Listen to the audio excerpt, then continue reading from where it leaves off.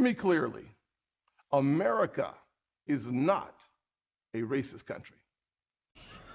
Oh, Tim Scott, Tim Scott. You know, Tim Scott is the black U.S. senator from South Carolina. A lot of people really didn't know who he was, but he really started making a name for himself when he came out and said that America is not a racist country. I repeat, and he doubled down on it, and he went on different shows. He was having town hall meetings, and he was explaining why he was saying that. Now he used that as that polarizing talking point to bolster him up where people can notice him in his attempt to run for president, his failed attempt.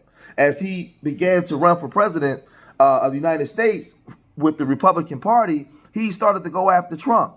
And he was saying things about Trump and why Trump isn't good for the country. He said all these different things about Donald J. Trump, while at the same time saying that America wasn't a racist country and basically alienating itself from the black community, from the black experience, right?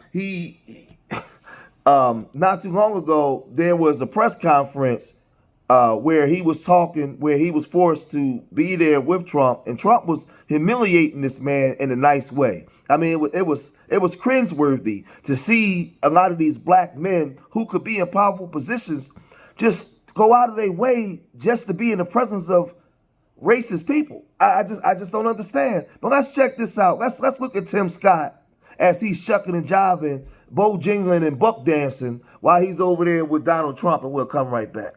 Go to Nevada, and that's been one, so we pick up all of those delegates. And then we do go to South Carolina, where we've done really well, where I've done well. We have a great governor and lieutenant governor and great everything, because almost every one of them have endorsed me. 2 great senators, which is hard. I mean, did you ever think that she actually appointed you, Tim?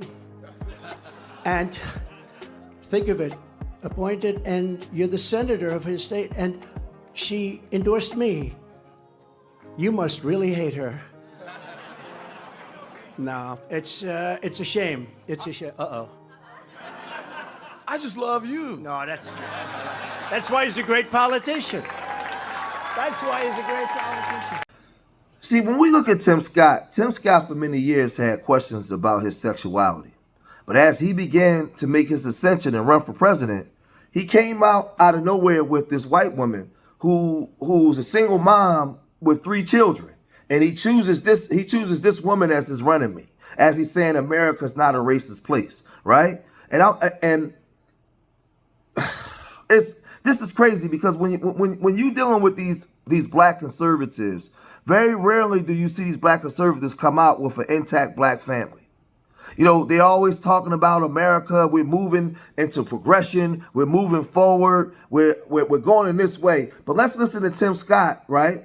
And his town hall meetings, where he was talking to a Jewish woman and these other groups, and he was explaining himself as to why he was saying America is not a racist place from the Tim Scott's perspective. And then I'll come back and I'll really bring the point home and break it down. Laura. Greetings. Yes, Thank ma'am. you for taking so many of the questions that the Granite Staters have for you. Absolutely. If I understand your words correctly, you do not believe that there is systemic racism in America. Correct. So I should check with you first Yes. on that. I Okay. do not believe America is a racist country. I don't. I can expound, but it sounds like you have a question. I do. Okay, I'll wait. And maybe I want to know a little bit about your distinction between systemic racism versus national racism. Okay. So that's A or B or whatever it is.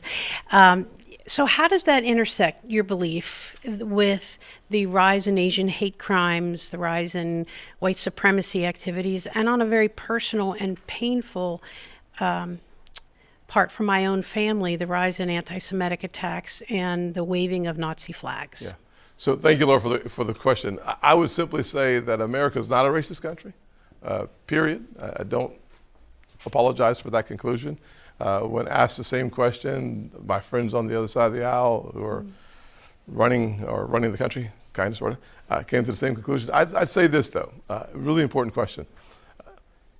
Is there racism in America? Of course there is. Are the systems of our country racist? I don't think so. One of the things I did about 3 or 4 years ago is I led the efforts to create legislation. I sponsored the legislation, the anti-Semitism legislation that focused on anti-Semitism and hate on college campuses. It's the same legislation that former president made into an executive order and invited me with a few hundred of my closest Jewish friends to come celebrate that legislation that I worked on really hard to get passed.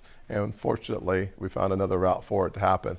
But yeah, the rise in hate crimes in the nation is not indicative with the soul of America. We certainly have hot spots that we need to challenge.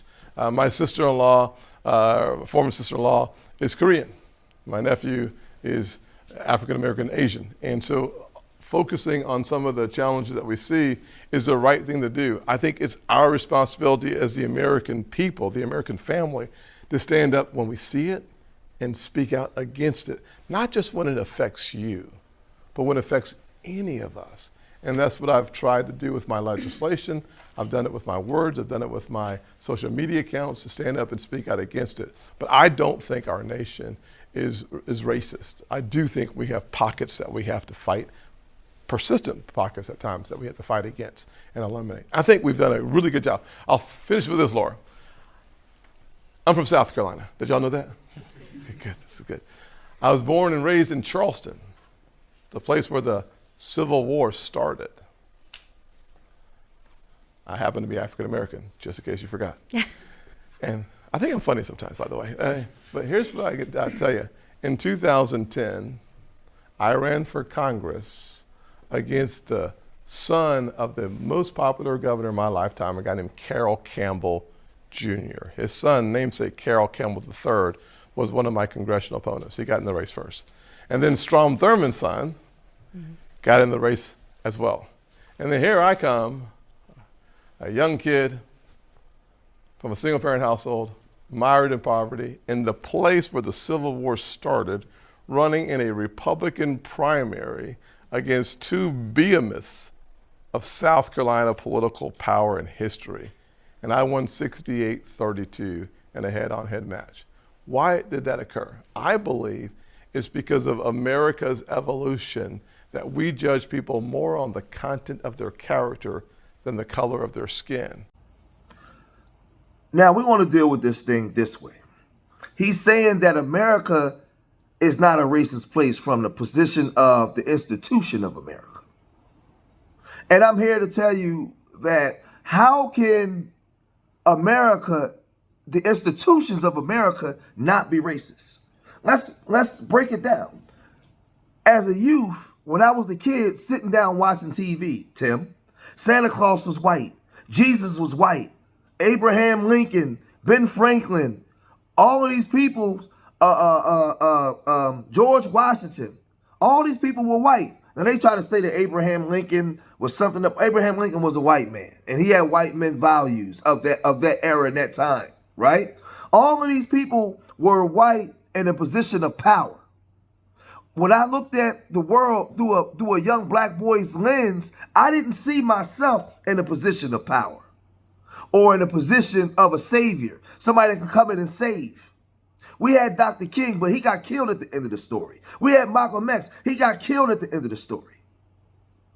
They never told us in these institutions about all of our inventions, about the greatness of our people. That was never told to us. Our image was destroyed within the media. That other groups had a preconceived notion about us based off of our skin, and that was done in the institutions. We had a long walk, and we had federal laws on the books to protect us, but federal laws never enforced state laws to protect us. That's why you have a man like Strom Thurmond down there in the state that you are the senator in, that was a staunch white supremacist. And when he ran for office and you ran against his son or whoever it was, you won because the majority of black folks down there would rather vote for you than vote for those racist people. That's why you won. It had nothing to do with America not being a racist country. It had nothing to do with that, Tim Scott. And you know this, but you up there buck dancing because a lot of us suffer from with traumatized people. A lot of us never saw Black Power as a working model of it. So what we do is we run over to white folks who has historically oppressed us. It's not hate, it's the history of it. It's the reason why we don't have our own institutions. It's the reason why we view ourselves in a lot of instances as less than. We complain about racism, but we rather move to the suburbs around white folks to get away from our own people. We don't build together. We don't want to work together because the institutions systematically separated us from generational wealth that stopped us from building relationships and trust for generations. We watched them kill off our leadership that was galvanizing and unifying our people, Tim. And generationally, we wasn't able to stand up and compete. The mental and the social fabric of America is racist. The institution was built on racism. You know, we was told that we was 3/4 of a man. We was told that we was porch monkeys, spades, shines, monkeys. We was incapable of doing things on our own unless they were at the foot of it. We was told that our intelligence was based on how much white blood we have inside of us. Madison Grant, the rising of the great race, the aristocracies. There was Woodrow Wilson, these presidents. We were told this. So for him to come and say, so you don't undo those doings in a couple of years. The greatest thing, the most damning thing is trying to convince Black people that they're not what they said we were. This is why we don't work together. We believe that we're these things. We believe that we're the N-word in our actions. If you add, we'll deny it, but then you look at our actions. Look at the way we treat each other. Look at the way we value ourselves. We value ourselves based on, we're behaved based off the way we were designed to behave in this country for somebody else's economic surplus. Black dysfunction is profitable. Tim Scott, and you know this. You come from South Carolina. You know this. But a lot of our people will run over to the conservative side, man, because they feel like that's a good way out for them, right? And they marry white. And I'm here to tell you guys in closing, you can be a conservative. You don't have to be over there with racist white folks over there kissing white folks behind. You can be a conservative. I'm a Black conservative. Our grandmothers were conservative.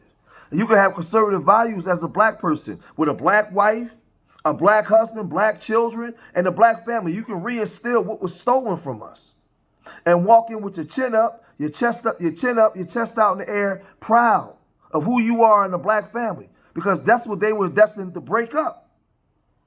So for you to come here with this newfound white woman with 3 children saying that America is not a racist place is really a spit in the eye to Black America.